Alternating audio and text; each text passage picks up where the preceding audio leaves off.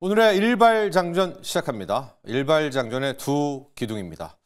우리나라의 독보적인 주식 전문가 두 분과 함께합니다. 김영민, 김준호 MBN 골드 매니저 모셨습니다. 안녕하십니까? 반갑습니다. 자, 어젯밤 10시 반에 미국의 1월 소비자 물가 딱 나오는 결과 보고 큰일 났다. 이제는 쉬어가는가 보다. 코인이 그대로 무너졌고요. 네. 나스닥 1% 선물 시장 무너지고 그냥 이제 덮었거든요. 그러나 이제 상황은 바뀌어서 물론 금리는 급등한 채 끝났습니다. 4.6%. 근데 달러 인덱스 꺾였죠. 달러 약세. 코인 급반등했죠. 나스닥 급반등했고. 영민 매니저부터 이게 뭐예요? 이제 물가도 안 봐요? 트럼프만 봅니까? 우리가 주목할 건 어쨌든 달러 인덱스가 오히려 지금 이틀째 떨어지고 있다. 이게 굉장히 이례적인 상황인데 이걸 이제 또 다시 또 역발상으로 분석을 해보면 그동안에 이런 우려 때문에 미리 좀 올랐던 거다라고 해석을 할 수 있는 거거든요. 실제로 트럼프 대통령이 이제 당선되자마자부터 달러 인덱스와 10년물 국채 금리가 이제 급등을 했었으니까 이제 트럼프가 당선되면 물가가 올라갈 거다. 물론 1월 CPI는 사실 트럼프 대통령 효과라기보다는 아까 분석해줬던 것처럼 이제 연초에는 항상 이제 소비도 좀 많이 일어나는 시기고 물가가 이제 계절적으로 좀 올라가는 이제 경향성이 있기 때문에 가스 가격도 비싸고 그렇죠. 에너지 가격도 많이 올랐었고 뭐 그런 부분들을 고려하지 않을 수 없는 상황인데 어쨌든 비트코인도 이제 급락했다가 오히려 상승 반전하고 그다음에 이제 나스닥 지수도 1% 넘게 이제 급락 출발했다가 오히려 이제 상승 반전을 했어요.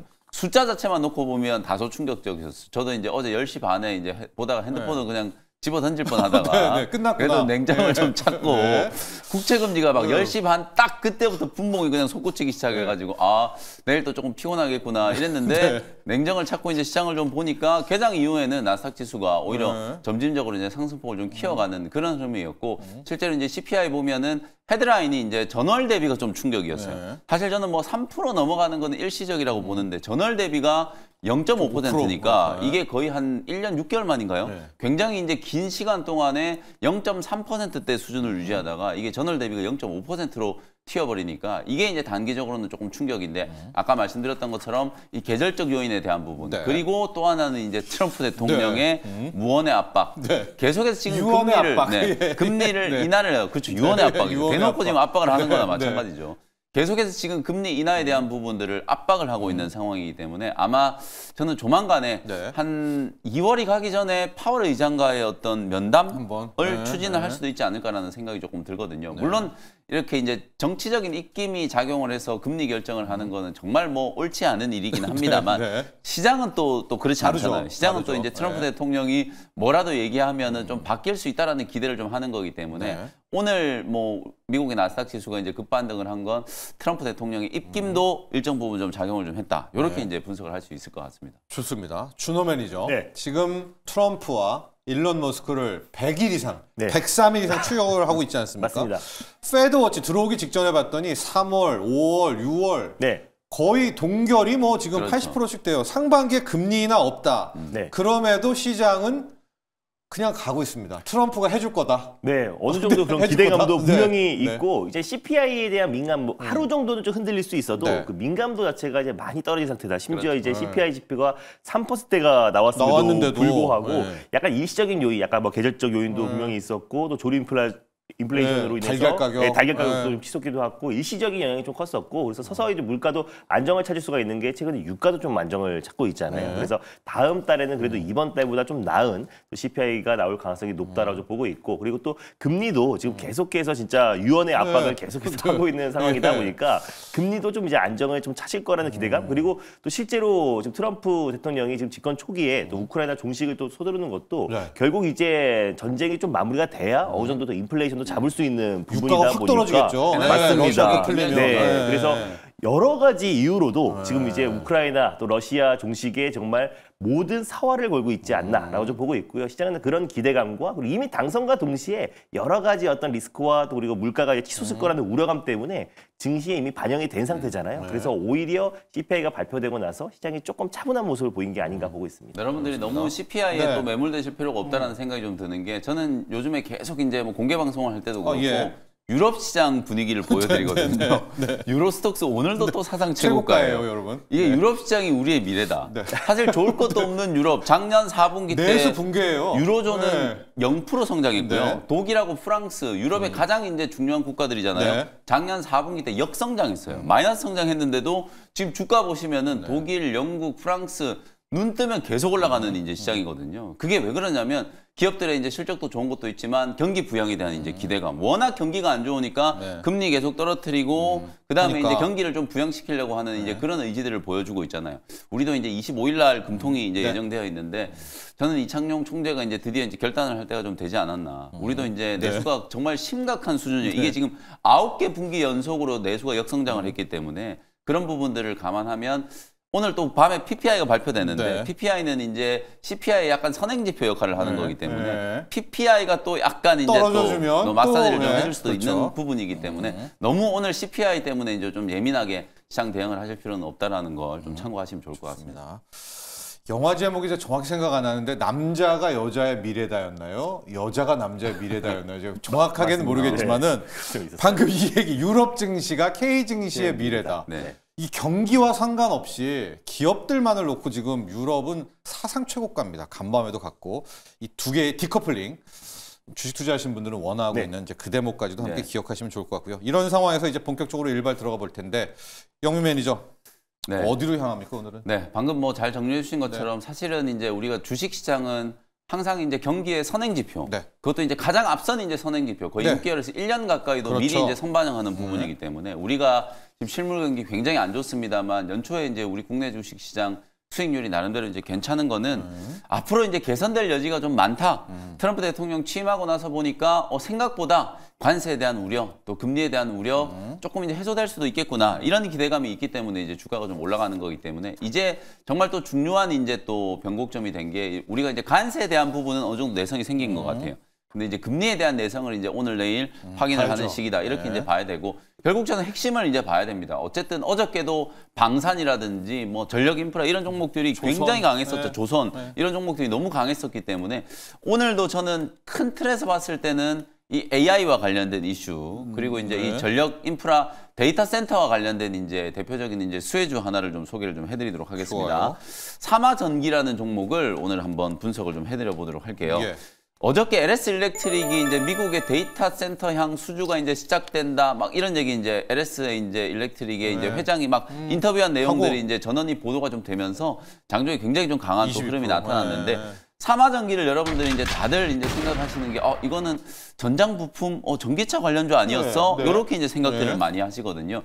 그러다 보니까 이제 주가도 작년 6월, 7월 이후에 정말 좀 큰 폭으로 하락이 좀 진행이 좀 되어 있는 상태인데 오늘은 제가 요 종목을 사마전기는 이제 데이터 센터 수혜주다. 데이터 센터? 네, 요렇게 이제 분석을 한번 해드려 볼게요. 왜 이제 제가 요걸 데이터 센터 수혜주로 보냐면 사마전기는 이제 가전이라든지 4차 산업과 관련된 이제 각종 이제 산업 부문들 그리고 가장 핵심적으로는 전장 그리고 친환경 요런 쪽에 이제 전방을 대상으로 콘덴서를 제조하는 기업이에요. 요즘에 또 콘덴서 얘기 나오면서 삼성전기나 사막 콘덴서 같은 기업들도 조금 이제 강하게 상승을 좀 하긴 했는데 업력이 지금 50년이 넘는 굉장히 이제 기술력과 경쟁력을 이제 입증받은 콘덴서 전문 기업이라고 이제 보시면 될 것 같고요. 여기가 이제 중요해요. 2019년에 삼성전자하고 SSD 공동 개발을 해가지고요. 요 SSD에 탑재되는 전용 이제 라인업이라고 할 수 있는 S캡이라고 하는 콘덴서를 같이 개발을 했어요. 요게 우리가 이제 작년에 여러분들 랜드 쪽 매출 굉장히 좀 가팔라진다. 이 SSD 얘기 많이 하면서 삼성전자 하이닉스가 한때 굉장히 큰 실적 첨포를 했잖아요. 그게 결국 데이터 센터에 들어가는 이 SSD 매출을 얘기를 하는 건데 요 이 SSD에 들어가는 S캡을 이미 2019년에 삼성전자하고 공동 개발을 해가지고 삼성전자의 이 SSD 쪽에 납품을 했고요. 그리고 결정적으로 작년에 2024년에 SK 하이닉스 쪽으로도 납품을 이제 시작을 했기 때문에 결국에는 이 SSD가 데이터 센터 구축할 때 가장 중요한 메모리 반도체라고 생각하시면 될 것 같거든요. 요것과 관련되어 있는 직접적인 수혜주가 삼화전기이기 때문에 이제 삼화전기는 전장도 중요하지만 데이터 센터 직접적인 이제 수혜주다라고 이제 보는 게 맞다. 이렇게 이제 보여지고요.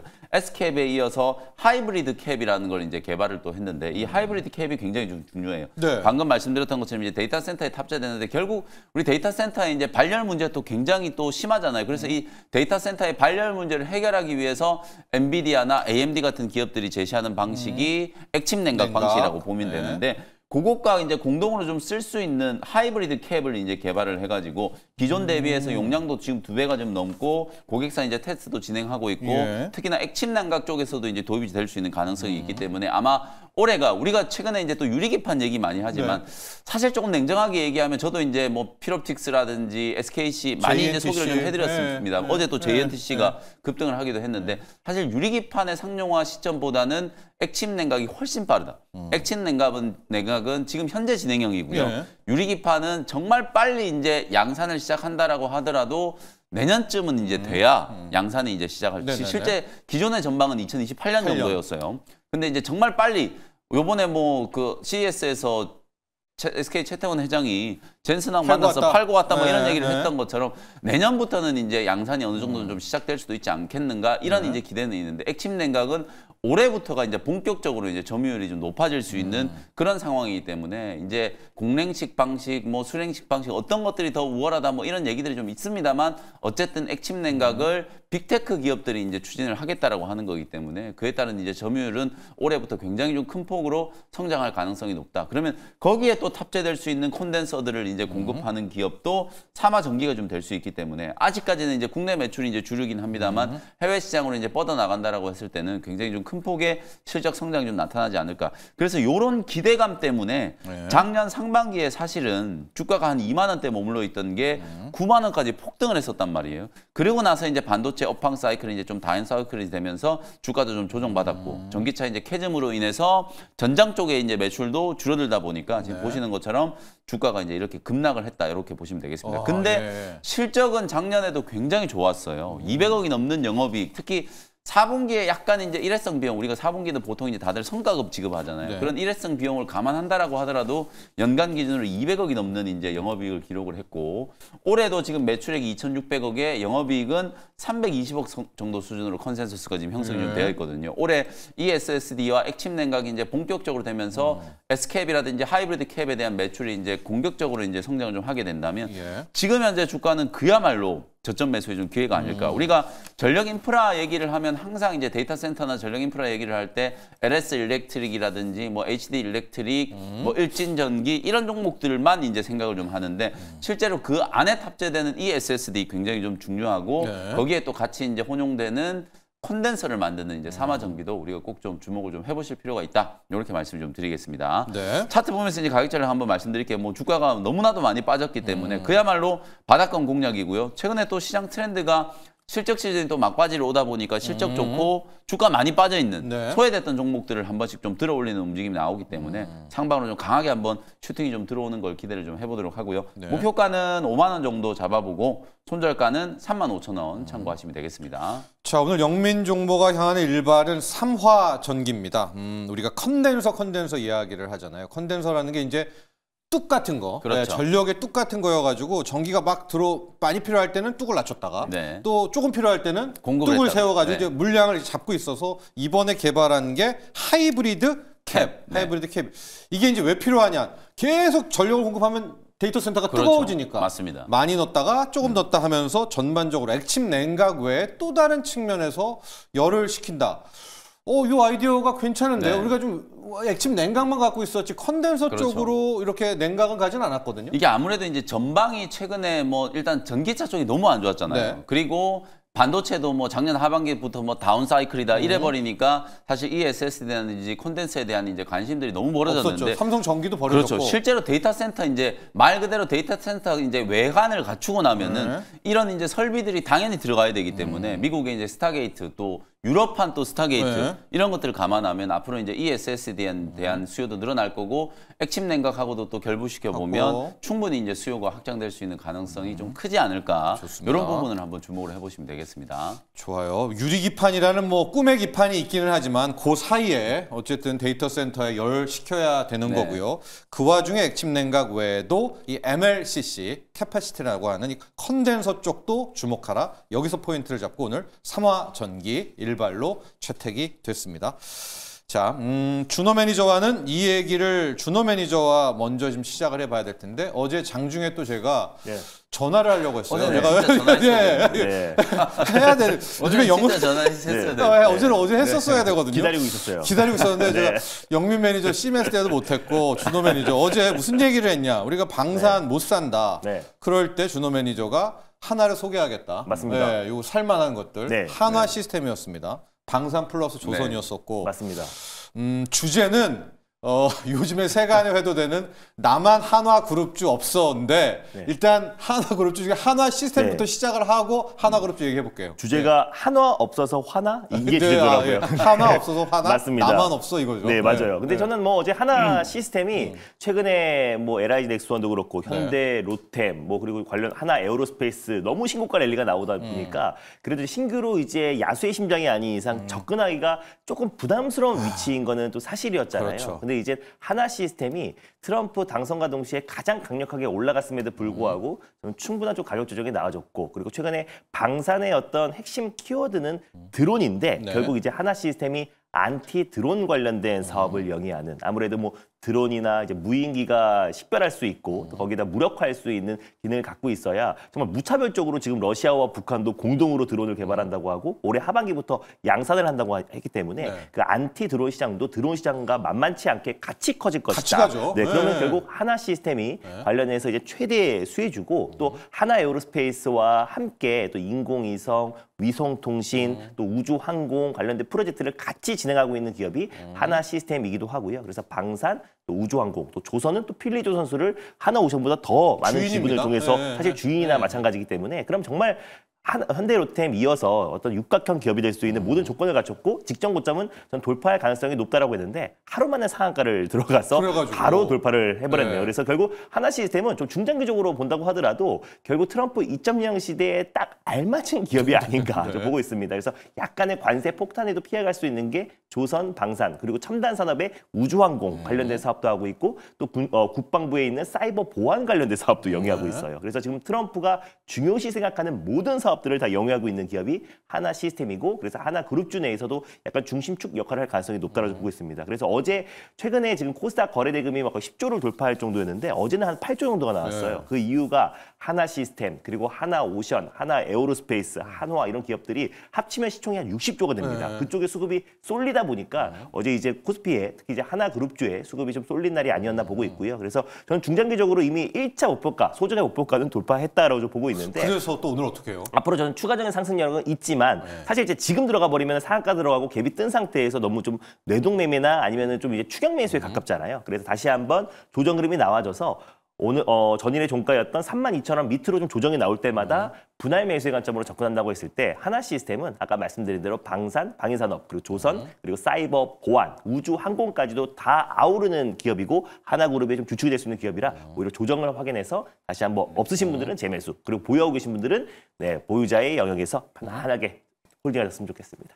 좋습니다. 네. 자, 한화 시스템. 뭐 준호 매니저가 이야기 잘해주는데 어제 이제 팍 터트리게 된 이유 중에 하나는 네. 그 미국의 그 법이 바뀌면서 네, 해군 함정 네. 을 그 다른 나라에서 네. 건조해서 갖고 와라. 그러면 이제 여기에 네. MRO 중에서 네. 한화 시스템 필리조선소가 있으니까 맞아요. 1순위가 되면서 하나 오션 하나 시스템이 난리가 됐고 또 체크를 해야 될 게 드론이 있으면 안티 드론이 있잖아요. 네. 양자가 있으면 양자 보안이 있는 것처럼 맞습니다. 드론이 가면 요 녀석을 잡을 또 네, 맞아요. 예, 네. 있어야 되지 않습니까? 스마트 레이더 시스템 뭐 이런 것들. 네. 그래서 한화 시스템까지 가고 있다. 그런 얘기 아무래도 안 가다가 어제 준호 매니저가 딱 짚어주니까 이제 안티 드론 강렬해. 하니까 드론이 가요. 사실 네. 지금 어제 이제 법안 얘기도 네. 굉장히 이슈가 되면서 사실 하나 시스템 같은 경우에는 MRO 쪽, 이제 조선 쪽하고 방산이 같이 붙어 있잖아요. 그쵸. 우리가 이제 현대로템을 육각형 기업이라고 말씀드렸던 것처럼 네. 하나 시스템은 육각형까지는 아니더라도 한 사각형 정도 되지 않을까. 네. 그래서 이제 여러 가지 네. 호재들이 어저께 네. 동시다발적으로 그냥 터지면서 조선 쪽도 그 미국에서 발의된 법안을 보면 네. 우리나라한테 맡기겠다는 거예요. 맞아요. 동아시아 쪽에 네. 보면 일본도 사실 어렵고요. 우리나라에 그냥 맡기겠다는 거거든요. 사실 그런 부분들 때문에 이제 어제 하나오션이나 뭐 하나시스템 이런 기업들이 이제 동반해서 올라갔고 또 최근에 이제 방산 기업들 실적도 워낙 좀 좋았다 보니까 어저께 LIG 넥스원, 뭐 하나 에어로스페이스, 현대로템 그리고 하나시스템, 조선라인까지. 뭐 방산까지 네. 전부 다 네. 이제 강한 흐름이 좀 나왔었기 때문에 그런 것들이 이제 겹치면서 어제 정말 기가 막힌 타이밍에 준호 매니저가 진짜 저점에 있는 거 다른 거 이제 많이 올라와서 사실 사기 힘들었잖아요. 진짜 저점에 있는 종목을 잘 타이밍에 잡아준 게 아닌가라는 생각이 좀 듭니다. 한화 시스템 같은 묵직한 종목을 저는 준호 매니저가 지금 사고 있나 이런 짚어라가지고 너무 빨리 딱 가가지고 그런 생각까지 좀 해봤는데요.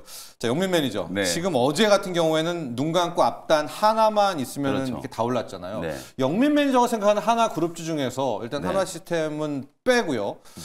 한화 에어로도 일단 네. 제외하고 또 뭐가 있다면 숨겨진 보석. 근데 저는 어제도 하나 에어로 제외하면 하나 안 된다. 에어로요? 어제 안 제가 된다? 이제 방산 안 된다? 3인방 있잖아요. 예. 현대로템, LIG 넥스원, 하나 에어로스페이스 지금도 보셔도 된다라고 말씀드렸거든요. 어제 LIG 넥스원 거의 10% 가까이 또 네. 급등을 했고 그다음에 하나 에어로스페이스도 에어로도, 네. 장중에 좀 오락가락 하다가 결국에는 종가에는 한 4%, 5% 정도 네. 상승하고 마감을 했거든요. 제가 어제 이제 밸류에이션은 간단하게 해드렸던 것처럼 올해 최소한 2조 5천억에서 3조 원 정도 수준. 근데 우리가 실적이라는 건 항상 이게 컨센서스 말 그대로 예상치잖아요. 네. 근데 이 예상치가 얼마나 합리적으로 추정되는지를 우리가 이제 따져봐야 되는데 실제로 작년까지 하나 에어로스페이스는 이미 향후에 거의 6년, 7년치의 일감을 지금 다 수주를 해놓은 상태여서 그것만 놓고 보더라도 어느 정도 이제 가이던스는 충족을 시킬 수 있는 상태예요. 거기다가 새롭게 이제 신규 매출 이제 나오는 부분들까지 이제 감안을 하면은 2조 원 중반 이상의 이제 매출은 충분히 가능하다. 그럼 우리가 로키드 마틴이나 미국의 이제 주요 방산 기업들 멀티플을 이제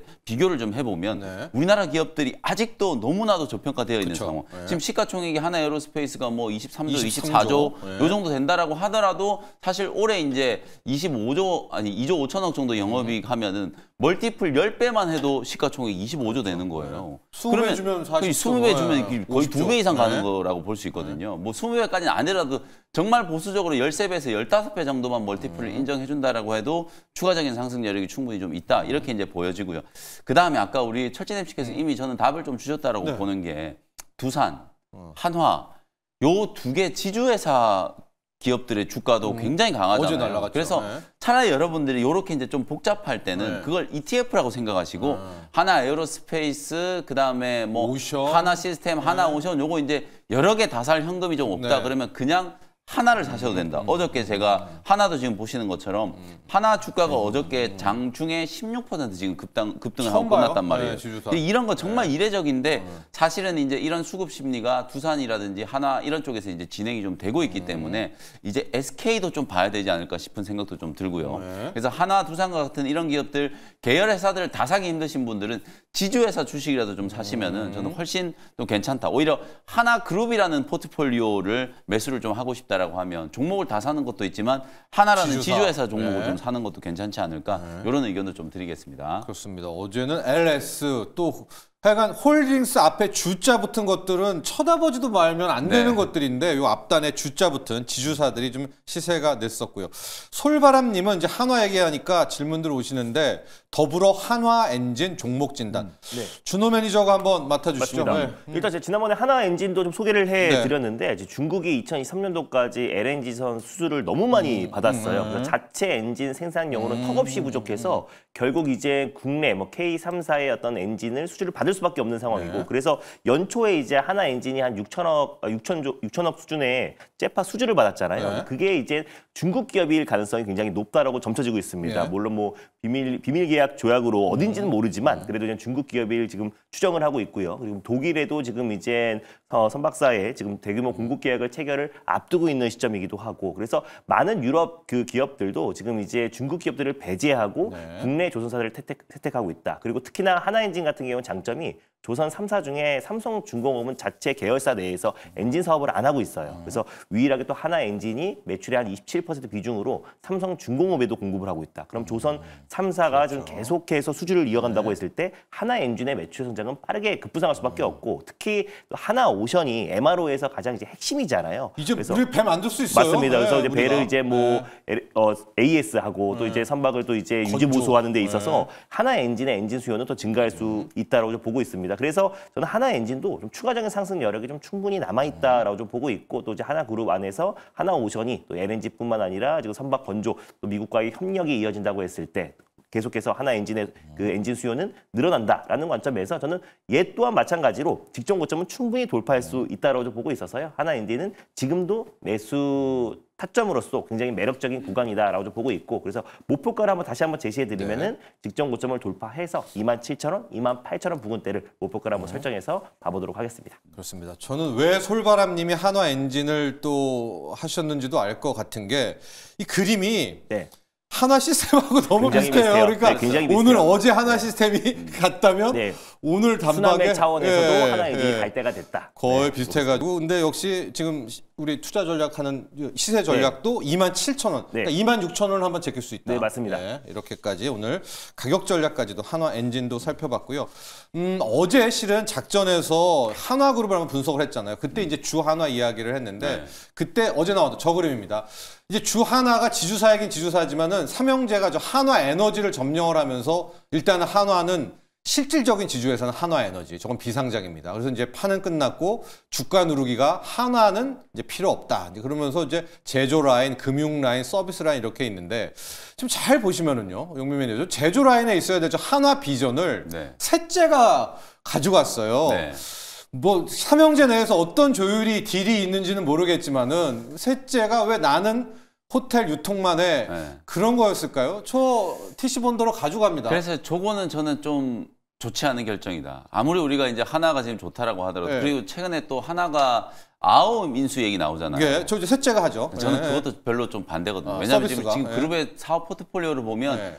굉장히 매력적으로 지금 잘 만들어 놨어요. 네, 특히 완벽해요. 이제 네. 뭐 첫째가 너무 좀 독점을 하고 있다는 네, 생각이 좀 네. 있긴 합니다만 어쨌든 아직도 그래도 김승현 회장이 경영 사랑받고, 일선으로 지금 네. 복귀를 했기 때문에 뭐 후계 구도를 생각하기 전에 네. 그룹 전체 차원에서 보면은 하나 에어로스페이스와 하나 시스템 그리고 지금 정말 잘 나가는 하나 오션 뭐 이런 기업들을 이제 중심으로 좀 네. 봐야 되고 금융계열사 하나생명은 또 여러 가지로 득되는 게 많아요. 그래서 이제 하나생명은 이제 당연히 또 유지를 좀 해야 되는 상황인데 사실 서비스 부문이 네. 갤러리아 이제 뭐 백화점도 그렇고 리조트. 그다음에 리조트도 그렇고 조금 어렵거든요. 근데 이 부분을 이제 조금 성장시키기 위해서 이제 하나 비전을 이쪽에 하나 네. 좀 떼준 게 아닌가라는 셋째 생각은 좀 아들한테. 드는데 성격이 조금 안 맞잖아요. 그래서 이런 부분들은 우리가 이제 조금 지양을 좀 해야 된다. 네. 뭐 다 좋다라고 말할 수는 없기 네. 때문에 네. 그래서 저는 이제 아오엠 인수에 대한 것도 향후에 모르겠어요. 이제 이 시너지가 어떻게 작용을 할지는 모르겠는데 사실 뭐 인수를 차라리 안 하는 게 낫지 낫다. 않을까 뭐 이런 네. 생각은 좀 드는데 어쨌든 셋자 입장에서는 또 그렇죠. 유통 쪽, 리테일 쪽이 그럽니다. 너무 또 약하기 네, 때문에 네. 그 부분을 이제 네. 좀 키우기 위한 핵심적인 이제 승부수다 뭐 이렇게 이제 볼 수 있는 것 같은데 어쨌든 뭐 전체적으로 지금 하나그룹 너무 잘 되고 있고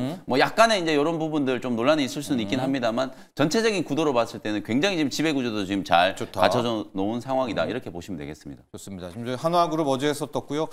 영민 매니저는 그냥 큰형이 한화비전도 갔으면 좋겠다 이렇게 또 얘기를 했지만 또 이제 셋째 입장하고 또 다른 한켠에서는 네.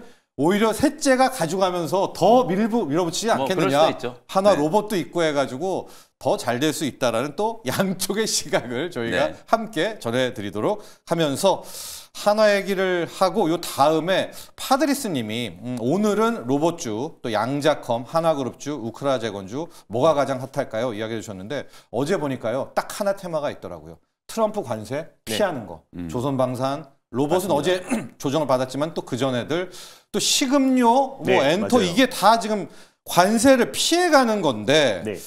자 준호 매니저가 생각하는 관세 피난처 일단 뭐 관세 피난처로 어제 소개드렸던 게 이제 하나 시스템 조선 예, 방산이기도 조선방산이었죠. 하고 또 이제 엔터도 대표적이고요. 네. 그리고 원전도 이제 한미 원전 동맹으로 약간은 관세에 피해갈 수 피난처. 있다는 전망이 나와주고 있는데 일단 로봇은 그래도 좀 피해를 받을 수 있다라는 의견도 좀 지배적인 상황이라서 어제 갑자기 왜 나온 네, 거예요? 근데 로봇이 왜? 저는 오히려 네, 근데 네. 장기적으로 본다고 했을 때 이 관세의 어떤 이제 폭풍으로 네. 조정이 나와줬던 게 오히려 조정 시 매수의 관점이 아닌가. 저는 오히려 중장기적으로 사실 지금 트럼프가 지금 뭐 관세 폭탄과 미국과의 어떤 중국 간의 어떤 이제 올해는 관세 전쟁이 아니라 실제로 지금 이제 첨단 산업의 어떤 이제 AI 관련된 패권 전쟁이 더욱더 심화될 수 있는 해라서 올해는 정말 이제 자율주행이던 로봇이던 AI 산업이던 다시 한번 컨턴 점프될 수 있는 기술 발전이 한번 컨턴 점프가 될 수 있는 해라고 봅니다. 그래서 최근에 테슬라가 좀 조정에 나왔던 것도 BYD에서 무료 자율주행 솔루션을 배포를 했기 때문에 관련해서 약간의 어떤 조정, 지난번에 딥시크 사태처럼 그래서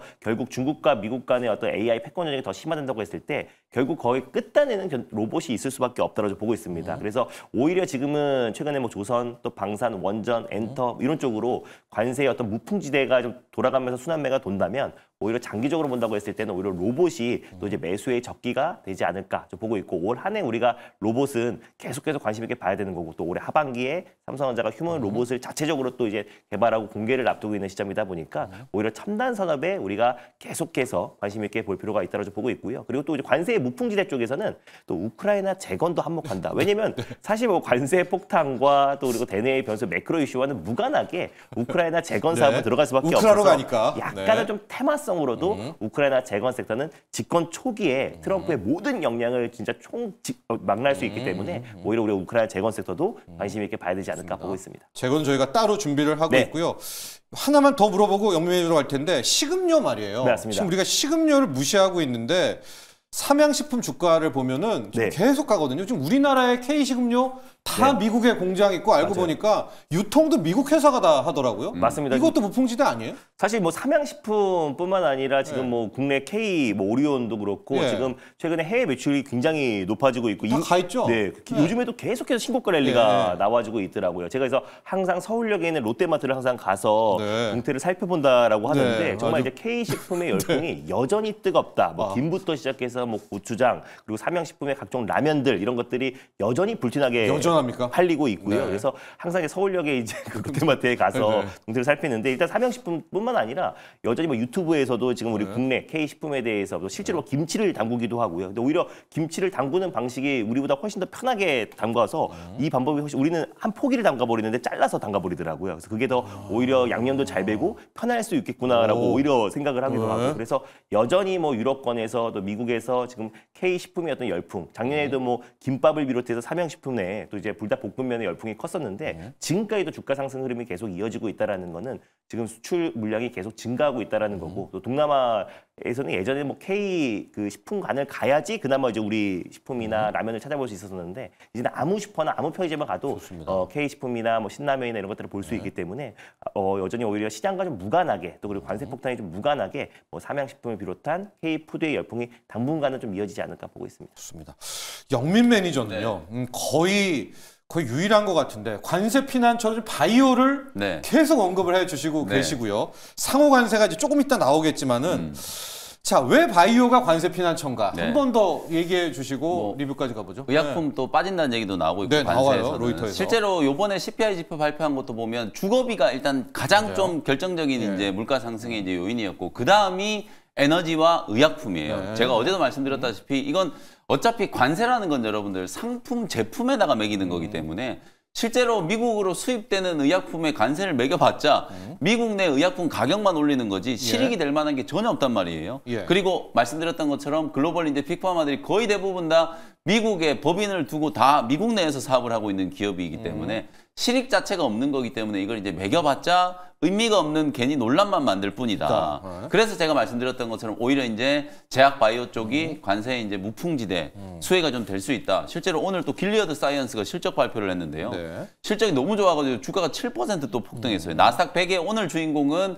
메타가 18거래일 연속으로 상승한 것도 있었지만 실적으로 봤을 때는 길리어드 사이언스가 가장 좀 큰 주목을 좀 받으면서 주인공이었거든요. 그런 것처럼 실제로 우리나라 제약기업들 유한양행이 올해 이제 제약기업들 최초로 셀트리온이라든지 뭐 삼바 같은 이런 기업들 빼고 제약 기업들, 전통적인 제약 기업들 최초로 매출 2조 원을 넘어갈 걸로 지금 예상을 하고 있단 말이에요. 지금 미국 시장 진출이나 글로벌 시장에서 우리나라 이제 제약 바이오 기업들의 전반적인 실적이 올해 굉장히 좀 좋을 걸로 예상이 좀 되고 있기 때문에 관세 무풍지대이면서도 이제 금리에 대한 민감도도 점차 낮아질 거다. 뭐 그런 부분들을 이제 감안을 하면은 사실상 그리고 실적 전망치 지금 2024년 실적 전망치가 아니라 2025년 거, 5년 걸 여러분들이 이제 보셔야 되는데 2025년에 우리나라 제약 기업들의 이제 실적이 역사상 가장 이제 실적 최대치를 경신을 할 걸로 지금 기대가 좀 되고 있어요. 왜냐하면 유한양의 알테오젠 예르만도 가네요. 그것도 있고 삼성바이오로직스가 또 엄청난 역할을 좀 할 거기 때문에 그런 부분들을 감안하면 지금 여러분들 실적주가 굉장히 주목을 많이 받잖아요. 오히려 실적 시즌 막바지에 방산, 조선 이런 기업들이 다 실적으로 지금 주목을 받는 거기 때문에 제약 바이오 기업들은 그야말로 이제 관세 무풍지대라는 거 다시 한번 강조를 해드리고 좀 덧붙여서 이제 또 저도 이제 관세 무풍지대 엔터나 뭐 이런 기업들도 있지만 많이 주목 안 하는 게 또 전력 인프라 쪽. 전력 인프라 쪽이 저는 왜 이게 관세 무풍지대라냐면 어저께 이제 구자균 LS 일렉트릭 회장이 직접 이제 얘기한 거예요. 저는 이게 굉장한 좀 해안이라고 보는데 여러분들 관세를 매기면 어떤 현상이 생기겠어요? 트럼프 대통령이 관세 폭탄을 터뜨리는 이유가 관세를 무기로 해서 야 이제는 무조건 미국에다가 투자해. 미국에다가 공장 짓고 미국에다가 일자리 만들어. 이게 핵심이잖아요. 그러면 미국의 많은 기업들이 공장을 지으려고 하면 뭐가 필요하겠어요? 전력 인프라가 당연히 필요하겠죠. 데이터 센터뿐만 아니라 미국의 신규 착공되는 공장 숫자가 폭발적으로 늘어날 거기 때문에 그걸 감안하면 오히려 관세가 기회다. 이런 얘기를 한 거예요. 전력 인프라는 딴 데 만들어도 되네요. 미국에 안 가도. 저는 이제 이걸 보면서 아, 이거 굉장한 해안이다. 그래서 전력 인프라는 단순히 데이터 센터뿐만 아니라 미국의 신규 착공되는 공장이 늘어난다는 측면에서도 굉장히 좀 수혜일 수 있기 때문에 또 관세 무풍지대다. 이렇게 이제 말씀을 좀 드릴 수 있을 것 같고 제약 바이오 뭐 리뷰를 해드리면 가장 대표적인 ABL 바이오 요거 이제 리뷰를 좀 해드려 보도록 할게요. ABL 바이오나 펩트론 이런 종목들이 야 어제 같은 시장에서도 다 버텼잖아요. 펩트론 장 막판에 상승 전환됐고 ABL 바이오는 5%나 상승했고요. ABL 바이오는 제가 다른 설명드릴 필요 없이 이 차트를 한번 보여드릴게요. 이게 연초부터 제가 계속 말씀드렸던 컴패스 테라피틱스의 차트예요. 이 종목이 지금 1.5달러 하던 게 4달러까지 폭등을 했거든요. 폭등한 이유는 딱 한 개밖에 없어요. ABL 바이오로부터 기술 도입한 ABL001 담도암 신약이거든요. 이게 임상 233 탑라인 결과가 올해 1분기 중에 이제 발표가 좀 될 건데 굉장히 좋을 걸로 기대가 되기 때문에 지금 주가가 2배가 넘게 이렇게 폭등을 하고 있는 거거든요. 근데 ABL 바이오는 아직도 지금 이렇게 박스권에 갇혀 있어요. 그러니까 컴패스 테라피틱스하고 비교를 해보면 연초에 컴패스 테라피틱스가 2달러를 뚫을 때 수준에서 지금 ABL 바이오 놀고 있기 때문에 여기서 지금 더블이 간 거거든요. 그러니까 ABL 바이오든 지금 보시는 차트에서 4만 원을 이제 상방을 좀 뚫었을 때는 굉장히 강한 시세가 나올 수 있다. 그리고 뭐 담도암 신약과 관련된 부분들 빼고도 새로운 이제 기술 이전 빅딜 올릭스 다음으로 1조 원 이상의 이제 빅딜 나올 수 있는 가능성이 굉장히 높은 기업이 지금 손에 꼽히는 게 뭐 지아 이노베이션 같은 이런 중소형주들도 있고 대형주들, 중대형주들 중에서는 ABL 바이오나 리가캠 바이오 이런 기업들이 이제 꼽히고 있기 때문에 그런 기대감까지 이제 반영하면은 제약 바이오 기업들이 이제 시세를 좀 끌고 가는 역할을 하는 기업이 ABL 바이오가 될 수 있는 가능성이 좀 높으니까 계속해서 좀 홀딩하시면서 수익 극대화 관점으로 대응을 좀 하시라는 말씀 좀 드리겠습니다. 좋습니다. 자, 트럼프 관세 피난처 영빈 매니저의 이제 픽은 바이오와 전력 인프라였는데 바이오도 잘 설명해 줬고 전력 인프라는 이거 재밌네요. 왜냐하면 미국에 공장 지으려면 전선 필요한데 거기에 관세 때리면 공장 짓는 비용이 엄청 늘어나잖아요. 그래서 어제 LS 일렉트릭 CEO도 전력 인프라 쪽에 전선 라인들 쪽은 좀 예외가 될 수도 있지 않겠느냐라는 이제 그런 통찰을 한 거거든요. 이 전력 인프라 라인도 관세 피난처로 한번 포트에 생각해 보시면 좋을 듯합니다. 이제 준호 매니저 일발로 향해야 될 것 같아요. 네, 오늘 일단 어디로 갑니까? 오늘 새벽 4시에 속보가 날아왔는데 이제 뭐 우크라이나 관련해서 지금 종전 협상이 즉각 시작에 합의했다라는 소식이 나왔습니다. 그래서 실제로 지금 이제 공식적으로 보도가 나온 건 처음이고 또 이제 우크라이나 재건에 지금 속도를 낸다라는 관점에서 지난주에 제가 이제 조금 이제 안정적으로 갈 수 있는 대형주인 HD 현대 인프라 코어를 소개해드렸는데 그 종목의 후속주인 SY 스틸텍이라는 기업을 오늘 탑픽 종목 조금은 가볍게 움직일 수 있는 탑픽주라 보시면 될 것 같고요. 네. 결국 이제 트럼프가 푸틴과 상호 방문을 포함해서 긴밀한 협력을 진행 중이고 푸틴 또한 평화적 해결을 찬성하고 분쟁 원인을 해결해야 된다라는 공식적인 입장이 나왔습니다. 네. 그동안은 이제 트럼프 미 대통령이 사실 이제 푸틴과 통화했다라고 본인의 어떤 주장은 있었었는데 네. 실제로 클레밍궁에서의 어떤 이제 공식 확인은 없었어요. 근데 이번에는 클레밍궁 대변인도 타스 통신 등 러시아 매체들을 통해서 푸틴과 그리고 이제 트럼프 미 대통령이 거의 1시간 30분 동안 걸쳐서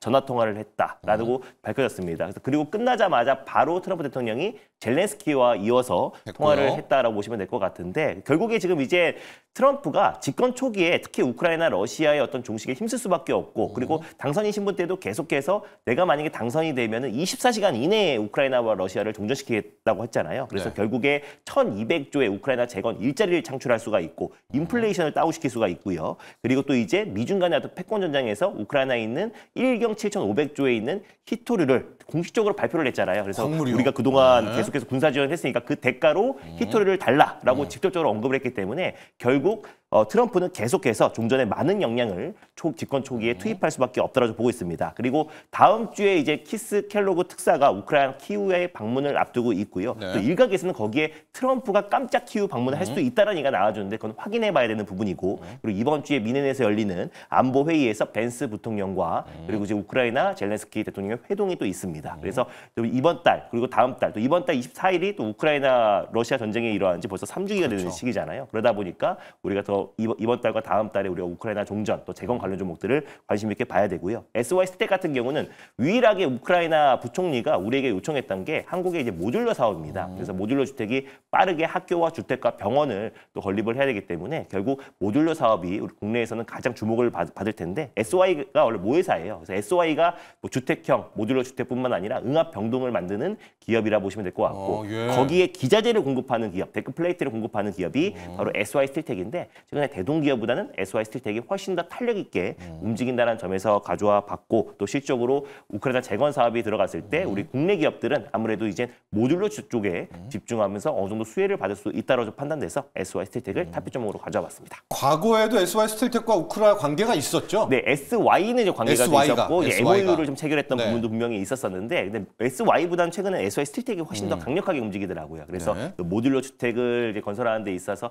핵심 기자재인 이 데크 플레이트를 좀 공급하는 기업이 SY 스틸텍이다 보니까 그런 관점에서 좀 강하게 움직이지 않았나 보고 있습니다. 좋습니다. 자, 공식적으로요. 트럼프와 푸틴의 종전 합의 협상이 시작이 됐고 네. 지금 우크라 쪽도 컨택을 여러 명이 하고 있어요. 맞습니다. 벤스 부통령 또 베센트 장관도 네. 광물 협상하러 간다라고 하고 그러면 모듈러 주택 많이 필요하다. 맞습니다. 가격 전략이요. 일단 뭐 SY 스택 같은 가격 전략은 전일 종가였던 이제 8,140원을 말씀드리고 그리고 만약에 갭이 떠서 출발해 버리면 5% 이하에서는 분할 매수가 좀 가능하다. 막 10% 이상으로 떠버리면은 오늘 좀 보지 높으니까 보지 말고 네. 오히려 좀 안정적인 어제 말씀드렸던 HD 현대 인프라코어라든지 건설기계. 건설기계라든지 아니면 현대 에버다인 같은 좀 묵직한 종목이 좋고 그리고 탄력 있게 움직이는 종목은 대표적으로 뭐 전진건설 로봇, 뭐 대동기업 그리고 SY 스틸텍 같은 기업들이 좀 탄력 있게 움직인다라고 참고하셨으면 좋겠습니다. 그래서 일단 매수가는 8,140원을 잡아보도록 하겠고요. 그리고 목표가는 9,800원 라인대를 1차 목표가로 그리고 손절 라인대는 6,920원을 말씀드려보도록 하겠습니다. 좋습니다. 자, 오늘